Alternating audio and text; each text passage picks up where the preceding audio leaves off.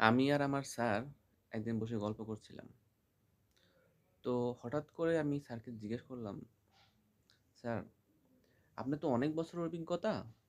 আপনি কি আমাকে বলতে পারবেন একটা ফ্যাক্টরি থেকে বা একটা প্রতিষ্ঠান থেকে কর্মচারীগণ কেন স্থানান্তর করে?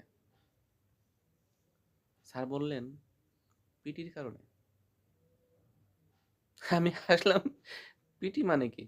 স্কুলে পিটি করে সেই পিটি? কলকারখানায় কি সেই পিটি করা হয় সেজন্য? তা তো না। স্যার বলেন, না, এই পিটি সেই পিটি না। পিটি হলো পজিশন আর হচ্ছে টাকা। কর্মচারী বিন্দুগণ পজিশনটা যেরকম চায় সেই সাথে টাকাটাও চায়। একজন কর্মচারী যখন কাজ করে তার কাজের পারিশ্রমিক পর্যাপ্ত পরিমাণে না হলে সে চলে যায়। শুধু তাই না, কাজ করতেছে, টাকাও পাইতেছে, সম্মানজনক পজিশন না হলে তখনও সে চলে যায়। সেই জন্য স্যার বলেছিলেন, পিটি, পজিশন আর টাকা। আসলেই তাই। প্রত্যেকটা মানুষ তার পজিশন এবং তার সম্মানজনক পারিশ্রমিক না পাইলে সে স্থানান্তর করে। এটা আমিও দেখেছি, এটা আমিও করেছি। আমি যে পরিশ্রম করি সেই পরিশ্রমের পারিশ্রমিক যদি সঠিক না হয় আমি তো চলে যাব, এটা স্বাভাবিক। তবে আমাদের টপ ম্যানেজমেন্ট যারা আছে তাদেরকে অবশ্যই বিশ্লেষণ করতে হবে। পিটি। কর্মক্ষেত্রে দুই ধরনের মানুষ থাকে।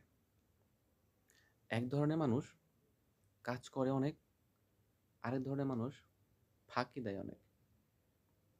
তো যে পিটিটা, সেই পিটি যে কারণে কর্মক্ষেত্র চেঞ্জ করে, যারা পরিশ্রম করে, অরিজিনালি পরিশ্রম করে, পারিশ্রমিক ঠিক মতো পায় না, তারা স্থানান্তরিত হয়।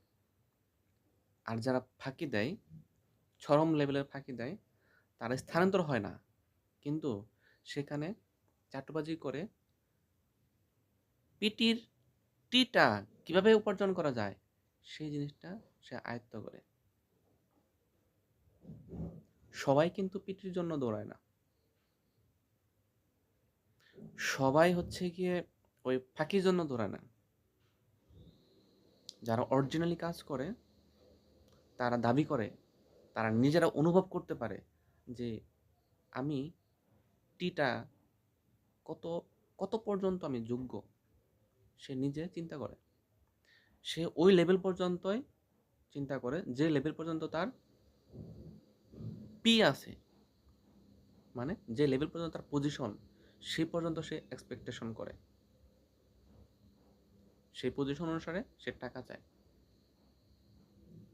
যারা ফাঁকিবাজ তারা ওই পির আশা চিন্তা করে না, তারা চিন্তা করে টি, টিটা চেটে কিভাবে টিটায়িত্ব করা যায়, মানে টাকা বেশি বাড়ানো যায়। তো আমাদের সবার উচিত নজর দেওয়া কোন শ্রমিক ভালো করতেছে, তার পজিশন কত দেওয়া উচিত এবং তার পারিশ্রমিকটা কত দেওয়া উচিত। এটা হচ্ছে প্রপার ম্যানেজমেন্ট, পিটি।